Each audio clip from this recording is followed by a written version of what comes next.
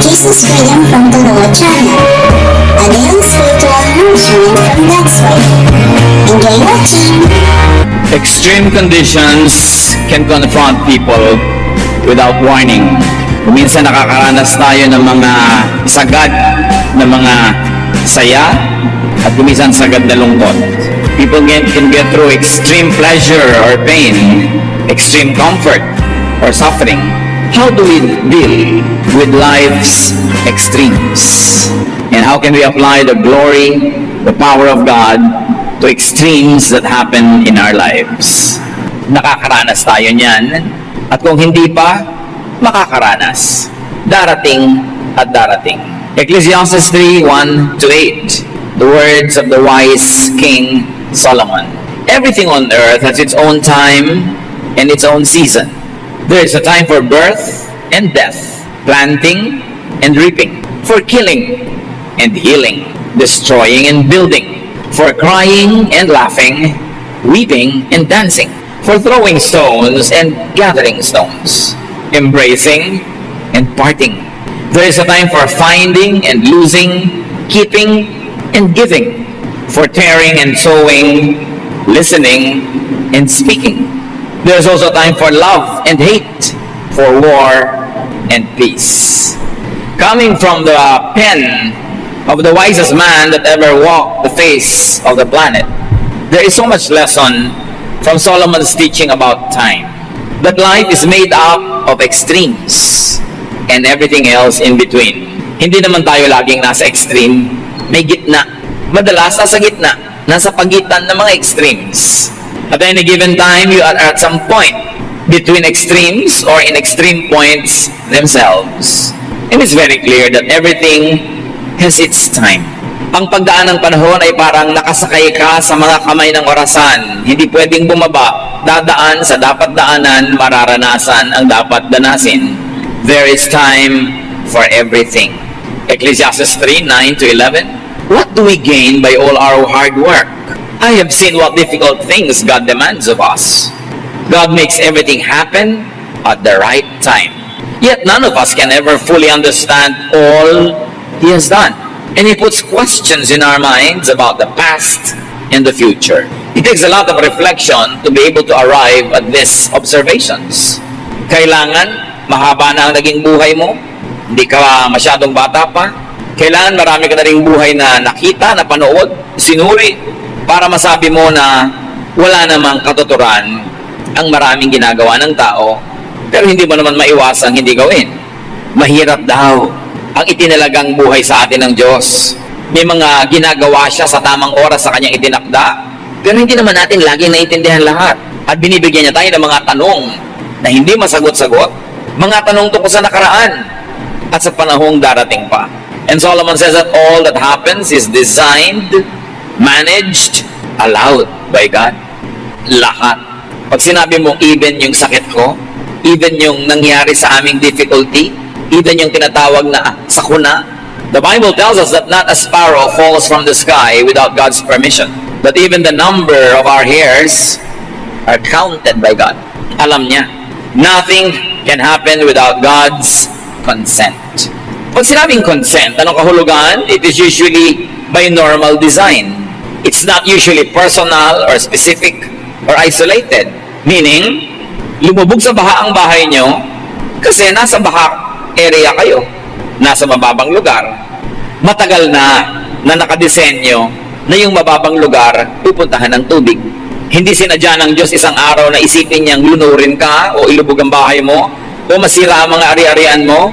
Kasi may bahay ka sa mababang lugar, umulan ng malakas, bumaha, matagal na yung law of gravity, matagal na yung law of water cycles, matagal na yung law of the power of water. So, nagkataon na lumagay ka sa isang lugar na bahain, hindi nakabuti sa'yo. Pero kung katulad ka ng Egypt noong unang panahon na yumayaman yung kanyang mga bukid dahil sa taon-taong pagbaha, nakakabuti sa'yo ang baha. Dahil dinadala ng baha yung mayayamang lupa, at na-fertilize yung mga bukid ng Egypt. Lumindol, gumuho ang bahay mo, kasi konkreto. Matagal nang dinetermine ng batas ng kalikasan, ang konkreto ay maaaring gumuho. Dahil pinagpapatong-patong lang yan at dinidikit-dikit ng semento. Kung ang bahay mo ba naman ay kubo, hindi pwedeng gumuho yun kahit anong lindol. Pero yung kasi ang bahay mo nung oras ng lindol, nangyari sa'yo. Nagkaroon ka ng sakit sa baga, kasi naman nandun ka sa lugar na may mga hahawa sa'yo, sa oras na nakakahawa siya, at natanggap mo yon, meron ka niyan. Ang ibig natin sabihin mga kapatid, na normal design, at hindi personal and specific, hindi nag-iisip ang Diyos kada minuto kung sinong bibigyan ng sakit, sinong papagalingin, sinong masusunog, sinong hindi masusunog, sinong malulugi, sinong tutubo sa negosyo. Kasi marami ng batas ang kalikasan, marami ng batas ang pakikipagtalastasan ng tao sa mga halaman, sa mga hayop, sa laws of gravity and laws of nature. Yan nangyayari ang mga nangyayari. At sabi sa verse 9 ni Solomon, what do we gain by all our hard work? Hard work at what? No one gains anything, especially by working hard in trying to defy this arrangement. In trying to defy what happened, what will happen, or what is happening.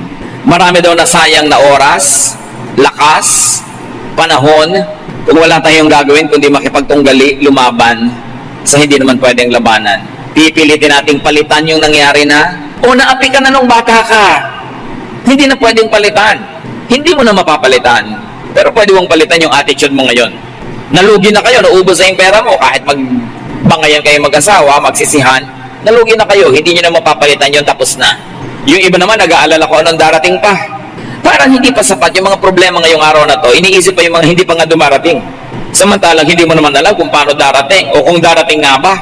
At kung dumating, anong korte, anong weight, anong shape, anong color, hindi mo naman alam. Kasi sayang na mga oras sa pakikipagtunggali. Hindi ka pwede makipagtunggali sa kahapon kasi tapos na yon. Hindi ka pwede makipagyera sa darating pa dahil wala pa siya. At ang pwede mo pa lamang nasalihan yung ngayon. At ganun pa man, maraming hindi ka rin pwedeng ibahin. Pwedeng maiba. Yung correct participation, when you have the correct preparation and approach and method and tools. But all that don't guarantee that you could change the course of what's happening. So ang sinasabi ni Solomon, you want to be happy, you want to be comfortable, don't work hard to go against times, trends, natural results of events, momentum. Pag meron talaga isang sumisikat, papayaman, hindi mo talaga makontra. So huwag ka na makontra. Kumbaga, sa layag ng kanyang bangka, doon umiihip ang hangin. So siya ang nakakarating kung saan-saan. The trade winds are blowing her direction. What's the point in trying to fight that? Yung mga trend, yung mga sobrang sentimental, laging nakatali sa kahapon, walang gustong gawin kundi i-revive yung tapos na. May iba ng trend eh. Nakakapagod create ng artificial situation just to be able to bring back what is gone. Even trends in clothes and fashion, trends in music, trends in architecture, trends in many kinds of traditions. What is gone is gone. And those who are overly romantic will have quixotic dreams of trying to revive what is dead. Papapagod lang sila lagi. So yung mga sentimental, laging malungkot, laging pagod, laging pinipilit pa usuhin yung hindi na uso. Of course, there are some things that you have to keep reviving because they give you anchor, because they give you direction. But there are things that you really have to let go kasi tapos na. Tama na yung the good old days, the good old days, the good old days. Tapos na yun. You will only feel miserable when you continue to long for what isn't there. So don't work hard to insist on avoiding what is unavoidable. Katulad halimbawa ng pagtanda. Siyempre tatanda ka. Katulad ng kamatayan. Siyempre naman, mamamatay ka. Gusto mo ba namang 2,000 years old ka na? Biodata mo, 2,000 years old. Ano ka? Pyramid? Do not insist on having what cannot be had. Yung pag-ibig, gustong-gusto mo siya, para ayaw sa'yo eh. Kaya lubayan mo siya. Tanggapin mo kung anong meron ka. Make do with what is there and available. Don't look before and after and pine for what is not. Sabi nga ni Percy Bysshe Shelley, hindi lagi ang hinahanap ay wala. Pagka nasa malamig na country, ang lamig naman, gusto mainit. Pag nasa mainit na country, ang init naman, gusto malamig. Hindi ka nasasaya kahit kailan. Pag hindi ka marunong sumakay, dun sa kung ano yung nandun. Naku, kung mayaman lang tayo, hindi ka nga mayaman, kaya tigilan mo. Pag yaman mo na, tsaka mo isipin yung mga iniisip mo. Ang asikasuhin mo ngayon, yung karalitaan mo. Baka mapagod sa'yo, layasan ka, yumaman ka. Don't insist on stopping what is unstoppable. Kung minsan may mga tao na unstoppable sa karir nila, haharangan mo, masasagasaan ka lang. Even Chinese military people say, do not resist momentum. You will only suffer. Don't insist on doing what is undoable at the time. Ano yung mga undoable at the time? Do not insist on fighting what cannot be fought. Being born and dying. Tulad ng nabasa na natin. Yung ipapanganak, hayaan mong ipanganak. Kaya tao yon, kay pusa, kay ideya. Huwag mo nang pigilin, ipapanganak talaga yon. Even ideas. At yung mamamatay na, payagan mo namang mamatay. Kasi, nakashare na siya sa buhay. Kaya yung mamamatay na yon ay halaman, matanda na eh. O pet, o isang pangarap, isang tradisyon, isang uso, panahon.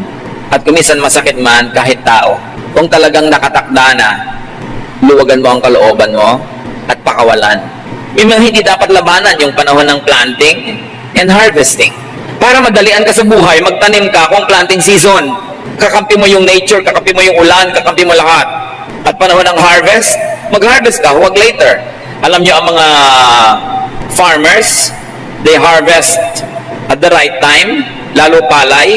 Kasi pag hindi ka nag-harvest ngayon, nag-harvest na yung mga katabi mo, lahat ng daga ng bukid, lilipat sa field mo kasi sa'yo na lang may natira. Ubus ng daga ang iyong harvest. Kaya pag may nag-harvest, sabay-sabay. Kasi harvest time.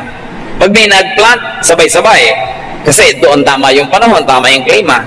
May panahon. Ikakasal ka, gusto mo garden wedding, huwag June o July or even August kasi tag-ulan.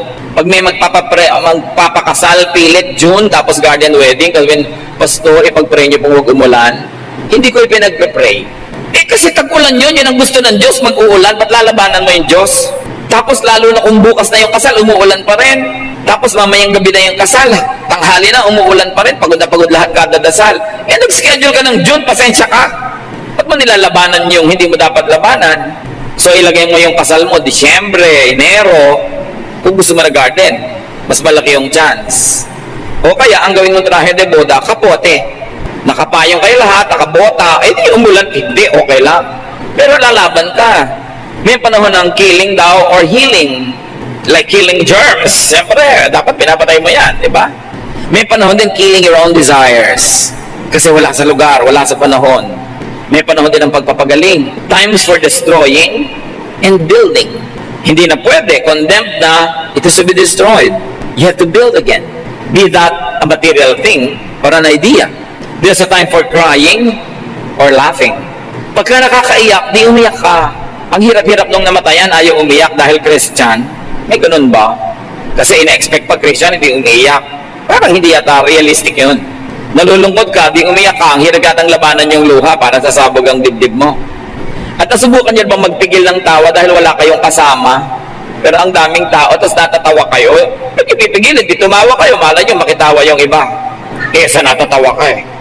Huwag mo lang sobrang lakasan, baka ipadala ka sa Mandaluyong. There's a time for weeping, for dancing, for throwing and gathering stones, for embracing, may mga tamang oras yan, and parting. Hindi yung kailan tamang-tamang mga embrace, pinipigil mo yung sarili mo, tapos kung kailan naghihiwalay, doon mo rin pinipigil ang sarili mo. Kalaban ng panahon. There's a time for finding what is lost, and there's a time for consigning it to permanent loss. Wala na talaga. Where is the feeling? Wala na eh. Huwag lalabanan yung oras for keeping what must be given away or what must be given up. Kung nangangarap ka, may panahon para tumigil na. Lalo yung mga nagsusugal. Ay, next time mananalo na ako. Next time mananalo na ako, kaya lumubog ng lumubog. Pagka nakakahalata ka na may trend na natatalo ka in anything, tama na. Hindi mo panahon. Ano man yon? Kaya negosyo. Ilang beses ka nang nagpipilit sa ganitong negosyo, makiramdam ka rin. Pero hindi mo rin alam kung sa ika-4 pala doon ka magsasucceed. Kaya kailangan mo talaga yung wisdom coming from the Spirit. But read the signs around you because the signs will tell you. There's a time of giving when your gift is unwelcome. Don't fight that. Don't give an unwelcome gift. Unwelcome ang iyong iniluluhog na pag-ibig, huwag mong ipilit. Unwelcome ang suggestion mo, huwag mong ipilit. There's a time for tearing, for sowing, mga metaphors. May panahon ng pagpilas, may panahon ng pagsulsi. For listening and speaking. Huwag niyong pabaligtarin kung kailan dapat makinig, doon nagdadaldal. Kung kailan dapat magsalita, doon ayaw magsalita. Baligtad. And there's a time for loving and hating the right objects, hating and love, a time for having war or peace. You can go on and on and on, but I think that Solomon has given up enough examples na lahat ng maiisip natin sa buhay ng mga contradictions and extremes, represented na ng mga sinabi niya. Ang point, merong panahon para sa extreme left, meron para sa extreme right. Meron para sa extremely low, extremely high, extremely cold, extremely hot.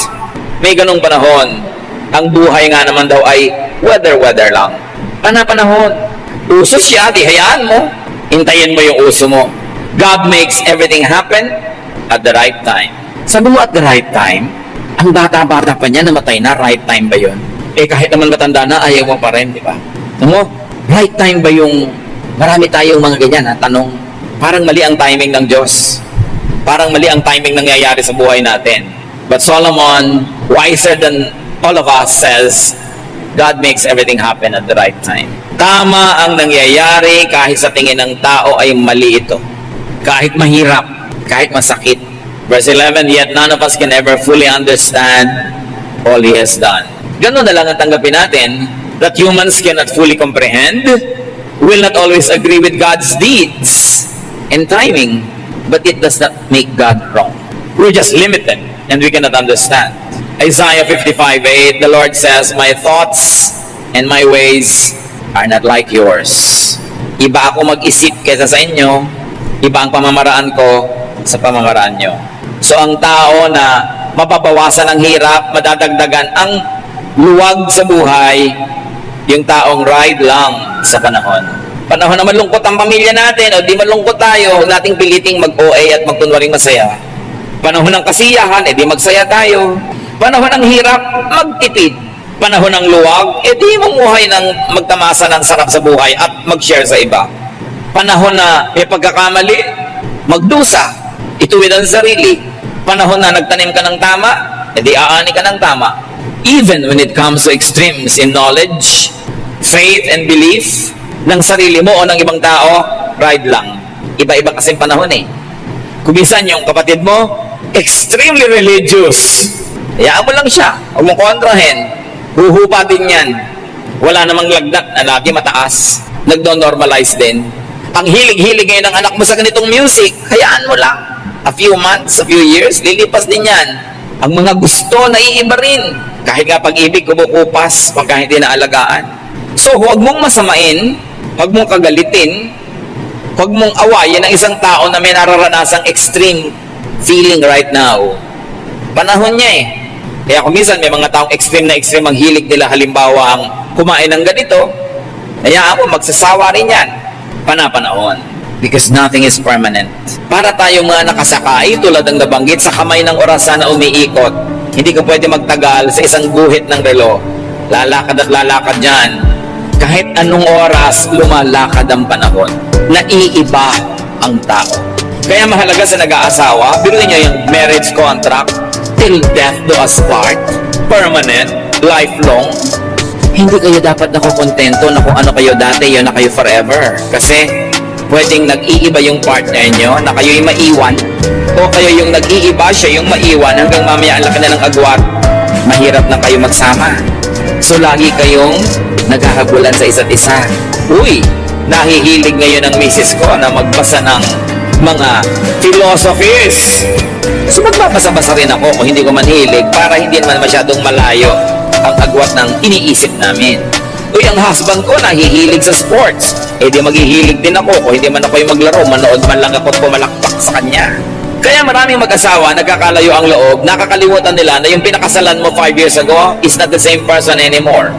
Na yung pinakasalan mo today will not be the same person 20 years from now, because change is always happening. And when you don't change together with the person that you love, together with your partner, you will wake up one day realizing that there is now an unbridgeable chasm between the two of you. Na may agwat na hindi na matawid-tawid. Magkasama na lang yung katawan nyo sa isang bubong, pero magkalayo na ang inyong isip, at dahil doon, magkalayo na ang inyong puso. May pananagutan ng pag-aasawa. You keep abreast with your partner. Kung ang bilis mo, medyo magbagal ka, hintayin mo siya. Ang bagal mo, magbilis-bilis ka para magsabay kayo, hindi man eksakto, pero hindi malayo. Napapalitan. Tulad ng masyadong mga hot na hot sa pagiging Christian nila, ng mga bagong Christians. Talagang gusto makipagdebate sa lahat ng debate, gusto talaga iligtas ang lahat ng tao sa planeta. Panahon. And then humuhupa-hupa rin, nagno-normalize. Kung nangyayari sa kapwa nyo, lalo sa mahal nyo sa buhay na nasa extreme ngayon, sakyan nyo lang. Huwag niyong banggain kasi may momentum, may energy. Mapapagod kayo pareho, baka ang maging ending pa, magkasira kayo. Basta hindi masama yung extreme niya, di yun magtatagal. Bisan habang pinipigil mo pa, lalo pang manggigigil yan. So pagbibigyan yung isa't isa, naiiba-iba ang hilig, naiiba-iba dahil naglalayag ang kaalaman, ang awareness from point A to point B. Pagdating sa point B, lilipat naman yun sa point C. Walang katapusang lipat yan. And it's exciting. It makes people more interesting. You don't meet a cousin for 2 or 3 years and afterwards na-realize mong, wow, may naitayo pala siyang monumento. May kinard pala siya na sculpture. May nilikha pala siyang awit o kanta. May naimbento siyang recipe. May naiba. It makes life very interesting. Hindi walang dapat asahan na, ay, nagbago na siya. Hindi na siya ma-reach. Natural dapat siya magbago. Kung sobra ka na pag-iwanan, ayaw mo magbago yung mga tao para hindi makitang ibang-iba sila kaysa sa'yo. Kaya dapat ini-improve mo rin yung sarili mo. Kung hindi mo na ma-reach yung tao dahil umasenso, problema mo yun, hindi mo na pa-asenso yung sarili mo. Kasi kung umasenso ka rin, di magkaka-reach saan pa rin kayo. Hindi mo ma-reach dahil mataas ang narating niya, ikaw wala narating. Tapos mamasamain mo, nag-iba na siya. Hindi na ma-reach, kailangan pa may appointment. Yung mga reklamo yan, ang mga naiinggit na kamag-anak, yung kailangan pa may appointment. Pero pwede mo sabihin, wow! Big time na talaga yung pinsan natin, kailangan makipag-appointment tayo kasi ang dami niyang mahalagang ginagawa, hindi pwede masakalad ka rin. Kung positive ang attitude mo, ikakatuwa mo yon, lalo mahal mo sa buhay yung hindi na ma-reach. Asalagay, tungtuwa ka na walang nangyari sa buhay niya, kung gano'n siya ka-available kahit anong oras noon, ganun pa rin ngayon. May extremes. Some people become successful in the extremes. So huwag harangin, huwag pigilan, huwag labanan ang hindi dapat labanan. Kahit kung minsan anong ingat mo, nakakasakit ka rin. Pero mabuti na yung nag-iingat. Mas na ma-maximize mo yung possibility na hindi ka magkaroon ng sakit o ng madalas o ng malalang sakit. Minsan sa kalagitnaan ng iyong project, bigla ka nagkakasakit, naiiba ang direksyon. Anong gagawin mo doon? May solusyon si Solomon. Sa mga bagay na hindi mo mapigil, hindi mo mapilit, hindi mo maiba, hindi mo makontrol, paano gagawin mo? Ecclesiastes 3:12-13, I know the best thing we can do is to always enjoy life. Because God's gift to us is the happiness we get from our food and drink and from the work we do. Sabi niya, alam nyo, para kayo mag-enjoy sa buhay, kahit maraming extremes, maraming danger, maraming changes, huwag niyong kalimutan na magkaroon ng simple joys. Sabi niya, dapat enjoy lang ang buhay. Kasi basic naman na meron kang food and drink. Kasi kung wala, di namatay ka na, di wala ka ng problema kung patay ka na. So, lagi kang may food and drink at lagi kang may ginagawa. Kahit pala kung minsan yung dalawang paa mo hindi makalakad, may magagawa pa rin yung kamay mo, may nagagawa ka lagi. Sabi ni Solomon, etong sikreto, to protect yourself, to insulate yourself from extremes, to protect yourself from dreams not happening, from expectations not being met, to protect yourself from the impatience in waiting for the big break. Sabi niya, enjoyin nyo yung pinaka-simple things. Enjoy eating, enjoy drinking, and enjoy whatever you do. Kaya sabi sa New Testament, whatever your hands find to do it as unto the Lord. Pag may ginagawa ka, enjoyin mo. Ano man yun. Kahit taga-abot ka ng ticket sa toll gate, kahit merong nawawala ng preno, ang laki-laking truck na patungo sa'yo. Sabi mo, Diyos ko, alam kong ipoprotect niyo ako. Kaya na maraming harang-harang doon dahil lagi silang pinupuntahan ng truck. Di ba? Tapos abot ka ng abot, humahaba na yung kanan mong kamay. Diyos ko, pwede ko nang abutin ng prutas sa aming bakuran. There's always something good in whatever is happening. Pero kung magre-reklamo ka sa ginagawa mo, hindi naman pwede, hindi ka magtrabaho, tapos hina-hate mo yung trabaho mo, nagagalit ka every minute, hindi ka ang lugi. Meron akong kilala, nagtrabaho sa Middle East, inip na inip, especially nung first 2 weeks. Yan ang pinakamahirap, first 2 weeks. Nasa opisina siya, wala naman masyadong ginagawa, mabuti sana kung busy. Alam niyo yung ginawa niyang libangan? Pinapanood niya yung relo. Kinompute niya kung magkano niya sweldo a month. At nai-assign niya kung magkano kita niya per minute. Pagpalagay mo, $1 per minute. Tuwing nakaka 1 minutes niya, $1. Nakaka $2. Napalipas siya maghapon ng kagawin. Uy, madami pera ko. Umiimbento ka ng saya. Yun siguro ang gustong sabihin ni Solomon, umimbento ka ng saya with whatever little thing you have. At ang naging metaphor niya, talinghaga, food and drink. Dahil lagi namang may food and drink, kasi nga kung wala nun, hindi patay ka na. So enjoyin mo kung ano yung nandun. Enjoyin mo kung anong trabaho mo. Make the most of what time gives and what time allows. May sakit ka, kailangan mo magpagaling ng 1 buwan sa ospital o sa kama. Magrereklamo ka, di lumungkot ka lalo. Pwede ka mag-isip ngayon ng ano ba may enjoy ko habang nakahiga rito? Anong pwede kong gawing aliwan? Anong pwede kong gawing project? Alam ko na. Ipagpe-pray ko lahat ng naging classmate ko mula nung kindergarten. Iisa-isahin ko mga pangalan nila. O di siguro bago mo maubos yun, galing ka na. Kung ipagpe-pray mo pa lahat ng kamag-anak mo. That's the least you can do. Be still and pray. And even that is worship. Even that is ministry. Kung yung kamay mo, pwede pa mag-drawing, nakakapag-computer ka pa, makakapag-Facebook ka pa halimbawa, pwede ka mag-text. Ang daming nagagawa ng tao, bakit magre-reklamo kang ang hirap ng kalagayan? Nakita niyo yung mga nakakulong sa mga bilibid, sa dami ng oras nila, nakakagawa ng barko sa loob ng bote. Magagawa niyo ba yan kung malaya kayo? No. So, hahanap ka. Dapat gumawa ka ng paraan para ka sumaya. Pag malungkot ka ng 1 oras, 2 oras, baka hindi mo kasalanan. Pero pag 1 linggo na yan, may pananagutan ka na. 1 buwan ka nang malungkot, ikaw na ngayon ang nagpapaperpetuate ng lungkot mo. Kailangan itaboy mo yan. Kailangan may gawin ka. Ibahin mo iniisip mo, ibahin mo kinakain mo, ibahin mo yung routine mo, ibahin mo takbo ng iyong utak. Pero hindi pwede na magre-reklamo ka lang na magre-reklamo. Sayang ang panahon. Sayang ang oras. So find enjoyable work when you can. Or, when you cannot choose your work, find enjoyment at work. Isa lang yan, umimbento ka ng saya. Saan ka man naroon? Enjoy the seasons. Kung nasa bansa ka na 4 seasons, huwag ka magreklamo. Ay, pollen time na naman, magkaka-allergy na naman ako. Find a reason to enjoy the season. Kasi hindi mo naman kayang palitan. Pwede ka namang tanungin, papalitan mo ba yung weather? Kaya mo? Hindi. Di palitan mo lang yung attitude mo. Bakit ka makikipaglaban sa hindi mo kaya? Enjoy the climate. Enjoy the weather. When you anchor your happiness on the weather, kawawa ka. Kasi paiba-iba yun. Kaya ano man ang mangyari, maghanap ka ng ikakasaya. Kahit kuminsan extreme, kuminsan ipinaglalaban mo halimbawa, mahal sa buhay na nag-aagaw buhay, nasa ospital, ang tagal-tagal ng gamutan, hindi naman sa pagiging makasarili, pero pag kinuha na siya ng Panginoon, ang totoo nun, ginawa mo na rin yun. Ginawa mo lahat ng magagawa mo para siya ipagamot, alagaan. Anong kinuha na, maluwag mong ibigay at ipagpasalamat mo na rin sa Panginoon. Don't feel guilty na, Lord, salamat din po kasi may kasama na rin pahinga, hindi lang para sa Kanya, para rin sa amin. Hindi mo naman siya ipagtutulakang mamatay para makapagpahinga ka, no? Pero ginawa mo na yung magagawa mo, tapos ang naging ending pa rin, binawian siya ng buhay. Huwag mo nang labanan yun. Ang totoo, mapapawian din naman siya ng buhay. Kung hindi ngayon, baka next year, baka 10 years from now, darating din yun. Kung dumating na, ano bang mapapalamon na labanan yun? May mga tao nagtatampo pa sa Diyos, nagagalit sa Diyos, dahil daw yung nanay niya namatay.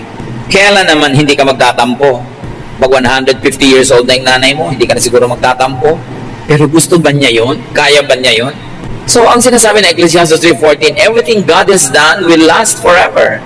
Nothing He does can ever be changed. God has done this so that we will worship Him.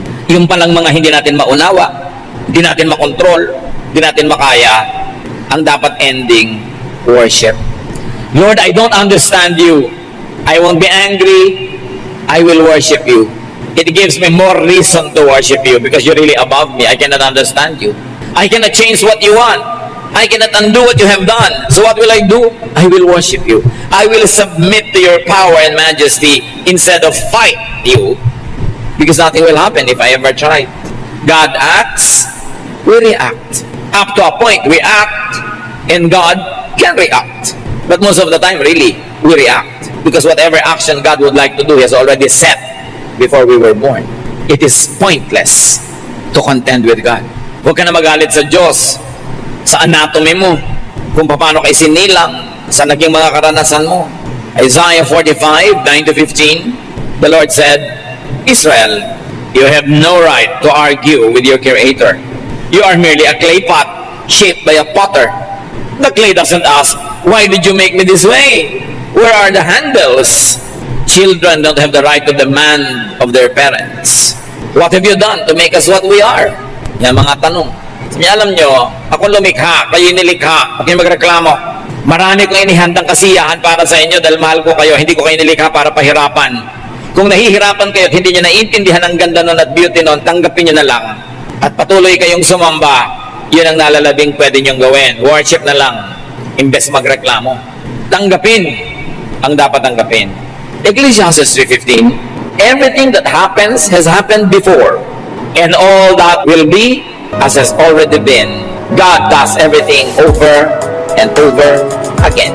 Diba lahat cycles? Water cycle, ulit-ulit lang yung tubig, babalik-balik.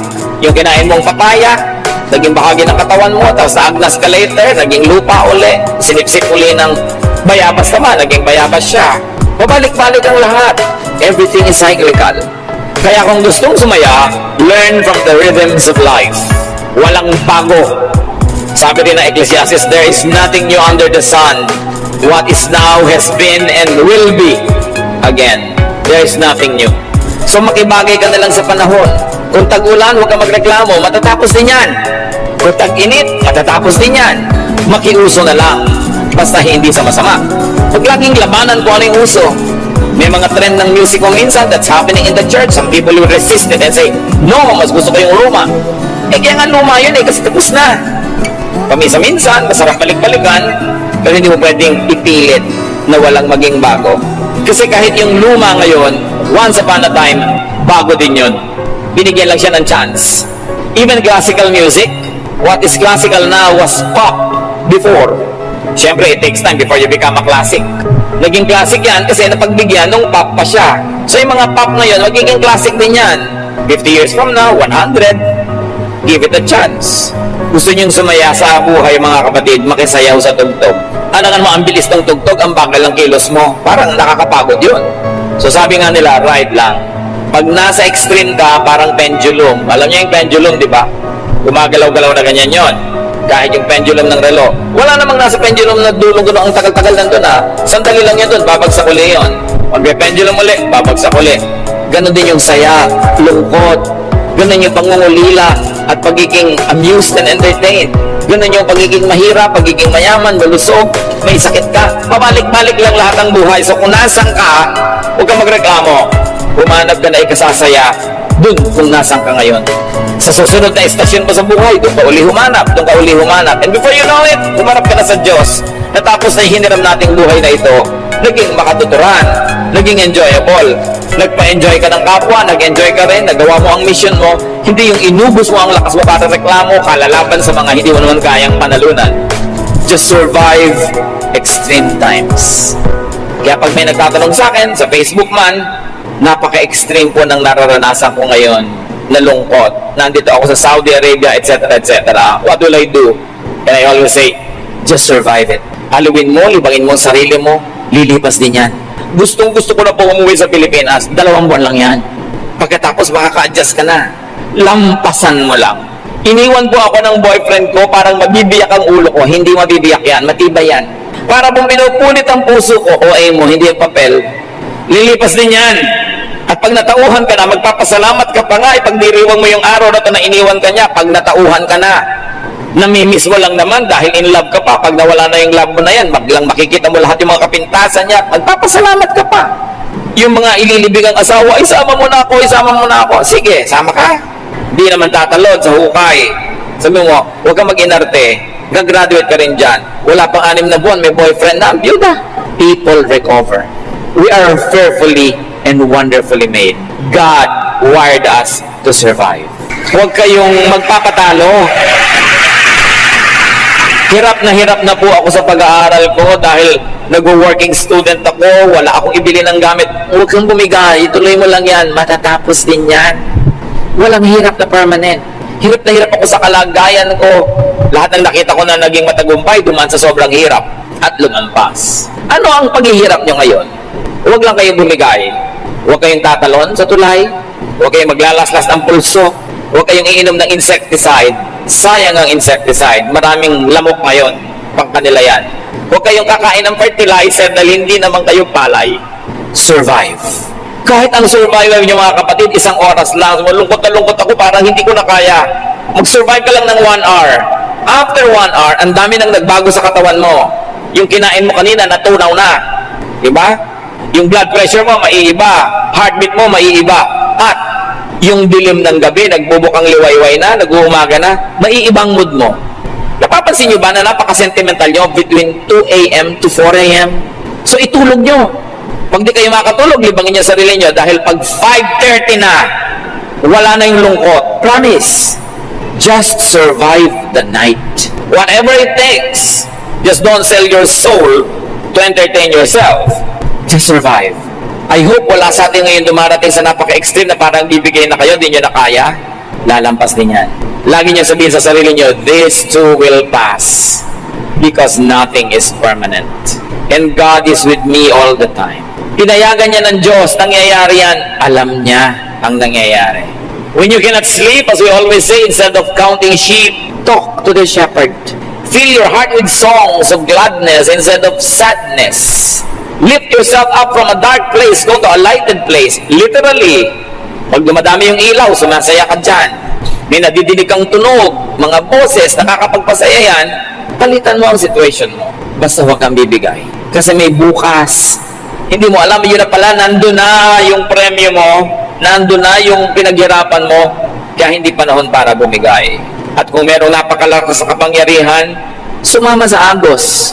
May boss ka, ayaw na ayaw mo sa kanya, siya ang may-ari ng kumpanya, ano ka, sira. Turuan mo sarili mo na magustuhan mo siya, para hindi ka inis na inis. Hindi ka naman magre-resign. Hindi may may-ari ng kumpanya, anong mapapalabong lagi mong inisin ang sarili mo laban sa kanya? Yung mga naiinis sa mga biyanan? Aba, pinaparusahan yung sarili nyo. Pwede ba kayo magpalit ng biyanan? Pwede ba kayo magpalit ng manugang? So, parusa sa sarili, yung dapat mong gustuhin, inaayawan mo. Yun ang sinasabi ni Solomon, be happy with what you drink or what you eat, with the basic things. You cannot always create your life, but you have a way and you have a say in shaping of your daily life. Sabihin nyo, savor the moment. Minsan lang kayong dumaan sa isang punto ng buhay at kahit kailan di na kayo dadaan uli doon, lugi naman kayo kung puro lungkot, puro reklamo at hirap lang ang naaalala nyo tungkol doon. Maghanap ng saya. Nasiraan yung bus, papunta kayo ng Tarlac, maghanap kayo ng tindahan ng halo-halo, manguyakoy kayo habang nire-repair, kesa magreklamo kayo sa buhay. Laging wala yung asawa nyo, miss na miss nyo, samantalahin nyo para makapag-ayos kayo ng bahay, makapag-ayos. Hindi yung lagi kayong miss ng miss ng miss, wala naman, anong gagawin ninyo? So pag nandyan na, i-drop nyo na lahat ang gagawin nyo dahil nandyan siya. Pero habang wala, be productive. You've got to do something. Nilikha tayo ng Diyos sa may utak, the resilience of our will, the power of the Spirit within us. You were not created by God to be defeated by extreme conditions. You were created by God to be victorious, to prevail in the name of God and to give glory to His name because He is victorious. And His people are destined for great things. Just don't let the little details impede you or stop you. Don't be defeatist. Huwag kayong patalo. Every situation, pwede kayong manalo. Dear God, we thank you that you are you and you made us who we are. Dalangin namin kung may mga kapatid kami, Panginoon, ngayon na nahihirapan. Hindi naman sa mamaliitin ang paghihirap nila, pero ipakita mong mas marami pa naghihirap at nag-survive. At marami nang dumaan sa dinaanan nila at nakalampas. Hindi dahilan para maging casualty kami. Turuan mo kami, Lord, to have a winner's attitude. Na hindi kami mga api at kawawa, kundi kami mga victorious people. And you have given us the willpower, the spirit, the tools to prevail. Tulutan mo kami, Panginoon, na makarealize na ang buhay ay regalo. That life is a gift. It's not to be complained about, but it is to be enjoyed, to be shared, to be cherished. At sa mga taong gusto nang bumigay sa buhay, may mga nagpapakamatay pa, ituro mo sa amin, Lord, that we have a lot of time to be dead. So while we are alive, we should savor every minute of it. Teach us. And teach us also, Lord, to be sensitive to people who are suffering, people who go through extremes. Kumisang sa pagmamadali namin, nawawala kami ng panahon na pansinin sila. Make us sensitive so we can minister to those who are suffering and those who are weakened by their experiences. At lalo na sa mga panahon na malakas kami, turuan mo kami maghanap ng mga nangihinang matutulungan. At sa panahon na aming panghihina, maalala namin kung sino kayo at magpadala rin kayo ng mga kapwa-tao naming tutulong sa amin at nang malampasan namin ang ganito mga hirap. Father, thank you for the opportunity to prevail, to win over situations and extremes. At sa times of extreme comfort, extreme wealth, extreme happiness, make us sensitive to the needy so we can share with them what you give us in excess. Pagbulay-bulayan natin mga kapatid ng personal applications. Never give up, never say in the quiet corners of my memories where the dust has started to settle, I find fragments of a time when our hearts beat in rhythm like a metronome so gentle. The echoes of laughter still linger in the air as I trace the fading lines of our story. In this symphony of moments, I hear the melody of a love once glorious and gory. Oh, the rhythm of our hearts, a song so bittersweet, a dance of passion and pain where the past and present meet. In the silence, I hear your voice calling out to me, an instrumental intro to a love that's yet to fully set me free. In the canvas of my mind, I paint the memories in art pop hues, in these shades of love where the colors of our souls intertwine subdued. Through the lens of time, I see the beauty in the chaos that we've been, a masterpiece of love, a dance of shadows where the light begins to dim. Oh, the rhythm of our hearts, a song so bittersweet, a dance of passion and pain where the past and present meet. In the silence, I hear your voice calling out to me, an instrumental intro to a love that's yet to fully set me free. In the canvas of my mind, I paint the memories in art pop hues, in these shades of love, in these shades of love, where the colors of our souls intertwine subdued, subdued. Through the lens of time, I see the beauty in the chaos that we've been, a masterpiece of love, a dance of shadows where the light begins to dim. Oh, the rhythm of our hearts, a song so bittersweet, a dance of passion and pain where the past and present meet. In the silence, I hear your voice calling out to me, an instrumental intro to a love that's yet to fully set me free. In the quiet corners of my memories where the dust has started to settle, I find fragments of a time when our hearts beat in rhythm like a metronome so gentle. The echoes of laughter still linger in the air as I trace the fading lines of our story. In this symphony of moments, I hear the melody of a love once glorious and gory.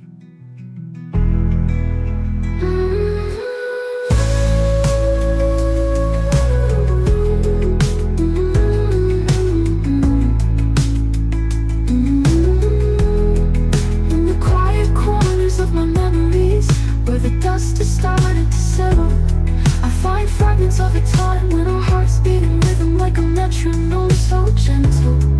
The echoes of laughter still linger in the air as I trace the fading lines of our story. In this symphony of moments, I hear the melody of a love once glorious and gory.